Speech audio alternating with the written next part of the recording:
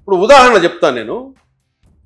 కడప జిల్లా రాయచోటిలో సుగవాసి ఫ్యామిలీ ఉంది. సుగవాసి ప్రసాద్, సుగవాసి బాలసుబ్రహ్మణ్యం.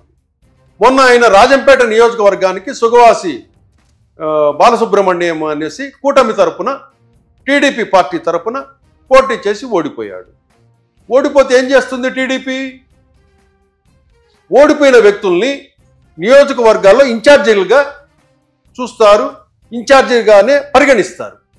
అటువంటిది రాయలసీమలో కూటమి తరపున ఓడిపోయిన వివిధ సామాజిక వర్గాల వాళ్ళందరినీ నియోజకవర్గ ఇన్ఛార్జ్ అంటారు. ఈ సుగవాసి బాలసుబ్రహ్మణ్య వ్యక్తిని కంటెస్టెంట్ క్యాండిడేట్ అని పరిగణిస్తారు. తప్పు కదా అది. ఈ ఫ్యామిలీ గత 40 సంవత్సరాలుగా టీడీపీ పార్టీలో ఉంది. బలిజ సామాజిక వర్గానికి చెందిన ఫ్యామిలీ సుగవాసి ఫ్యామిలీ. ఇది తప్పు కాదా? టీడీపీ అధిష్టానం సమాధానం చెప్పాలి. ఇది రాయచోటి నియోజకవర్గానికి, రాజంపేట నియోజకవర్గానికే పరిమితం కాలేదు.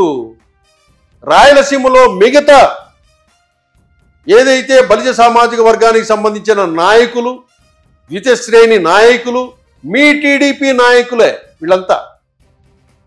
మీరు వీళ్ళని పట్టించుకోకపోతే, మీరు చులకనగా చూస్తే టీడీపీ పార్టీ, రేపు బలిజలు మీకు రాయలసీమలో ఎట్లా ఓటేస్తారు? రేపు కూటమిలో పవన్ కళ్యాణ్ మీ పక్కన ఉన్నా కూడా వేయరు వీళ్ళు ఓట్లు.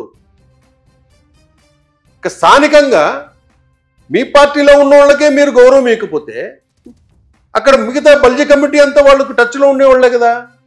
వాళ్ళంతా రేపు కూటమికి ఎట్లా ఓట్లేస్తారు? ఒకవేళ మీరు గౌరవం ఇవ్వకపోతే ప్రభుత్వం నుంచి, పార్టీ నుంచి తప్పుకొని ఇంకో పార్టీలోకి వెళ్ళిపోతారు.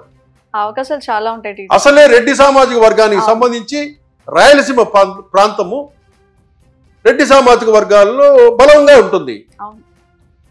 ఇట్లా మీ టీడీపీలో ఉన్న బలిజ సామాజిక వర్గం లీడర్లే మీ ధోరణి వల్ల పార్టీ వదిలేసి ఇతర పార్టీలోకి వెళ్తే రాయలసీమలో మీ పరిస్థితి ఏంటి? అది కూడా ఒకసారి పరిశీలించాలా.